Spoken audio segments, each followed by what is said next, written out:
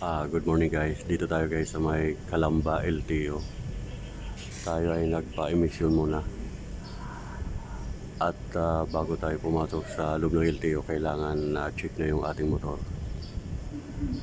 Kaya inaantay natin guys na matapos yung pagpa-emission natin ng ating motor.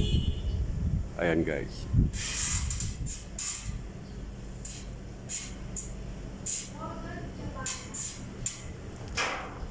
At buti na lang guys, maaga tayo kaya hindi gaanong pila. Ayan. At isa rin kasi guys na yung napaka-importante na dapat yung rehistro ng motor ay updated palagi para anytime na mapadaan tayo sa may checkpoint ay wala tayong magiging problema. Kaya sa lahat ng mga sasakyan ay napakahalaga na dapat natin na laging iparehistro ang ating motor.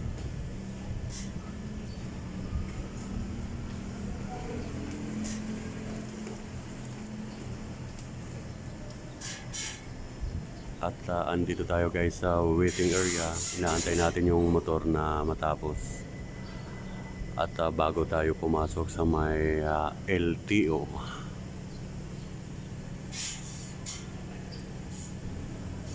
At sa lahat pala ng may mga motor para makamura tayo at sigurado sa insurance ay sa Cebuana po kayo kumuha. Sa Cebuana Loiler Pawn Shop. Ayan, nabubulol tayo guys. At ang binayaran natin sa Cebuana na insurance ay 450. At dito naman sa emission ay 650 guys ang bayad. At sa LTO naman, last year ang binayaran ko ay 254. Walang penalty, kaya mura lang yung binayaran natin guys sa loob ng LTO. Kasi pag lumagpas ng ilang araw ay may 100 na penalty kapag magbabayad ka na sa LTO guys. Kaya wag natin palalagpasin kasi sayang din yung 100 pesos na charge. Ay pang gasolina yan guys. Kaya yung 100 ay malayo nang mararating. Pwede nang mga ilang litro, mga 1.5 litro na yan.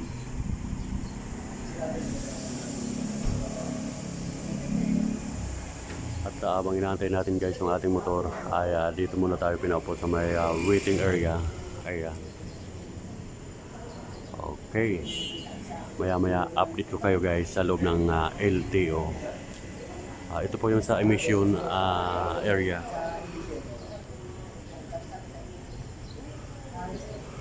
Ayan. Dito yan guys sa may Calamba. Ito yung ano ng LTO. Yung sa emission. Ito.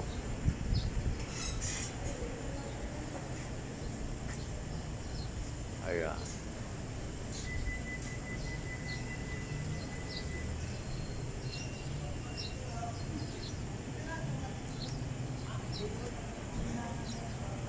Okay, maya guys, update ko kayo guys pag makuha na natin yung rehistro sa loob ng LTO. Okay, at yung aking motor naroon pa guys. Andito pa. At tapos na tayo guys, nagpa-emission at pasado naman guys yung motor natin. Kaya pupunta na tayo guys ng LTO para makapagbayad na tayo, makaparehistro na tayo guys ng motor. Okay, pupunta na tayo guys ng LTO. Mamaya uli guys, update ko kayo.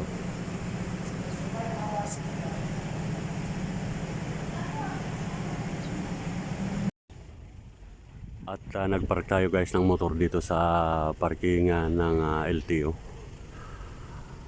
At iniwanan muna natin yung aking motor at papasok na tayo guys sa LTO para makabayad tayo guys ng sa parehistro ng motor.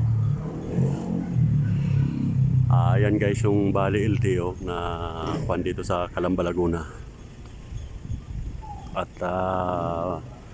paalala pala guys, pagpasok nyo pa lang dito sa LTO, sa bungad, marami ng mga picture na mga nag-aabang. Kaya wag kayong ano guys, tuloy-tuloy lang kayo. Kasi minsan naharangin kayo. At sila na daw bahalang maglakad. Wag po kayong maniniwala guys kasi mga ano yan, grupo ng mga sindikato yan yung dito sa labas. Kaya mas maigi yung pagpasok, tuloy-tuloy lang kayo dito sa may LTO, sa may emisyon para iwas ano, hindi kayo kumbaga malagasan ng pera. Kaya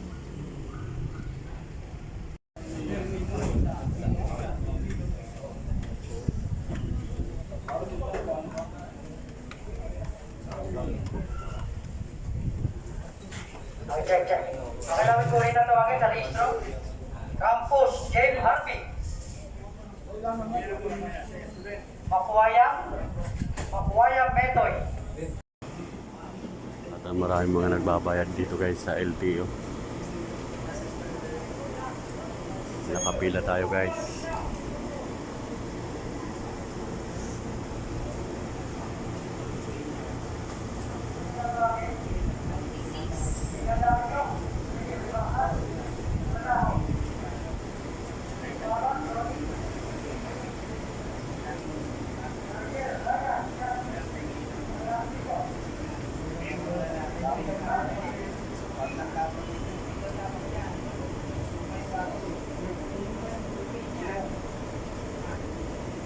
Nagigising.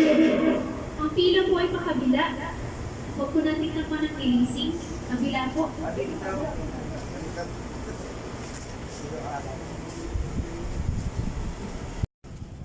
At bali guys, tapos na tayo guys magpa-restore ng motor. Nakuha na natin guys yung papel. Ayan. At wala na tayong pangamba guys na mahuli. At kahit may maraming mga checkpoint tayo dinadaanan mula dito sa Calamba, Laguna, papuntang Ortigas, ay okay na po. Nakuha na natin yung rehistro. Ayan.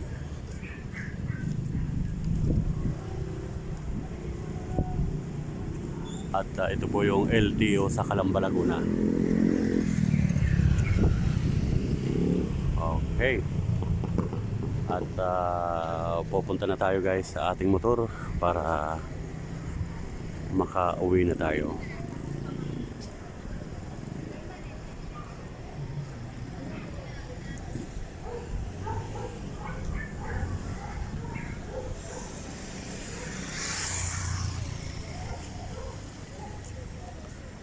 Okay, hanggang dito na lang muna guys ang ating vlog. Thank you so much. At si Isarugman po ito. Bye-bye.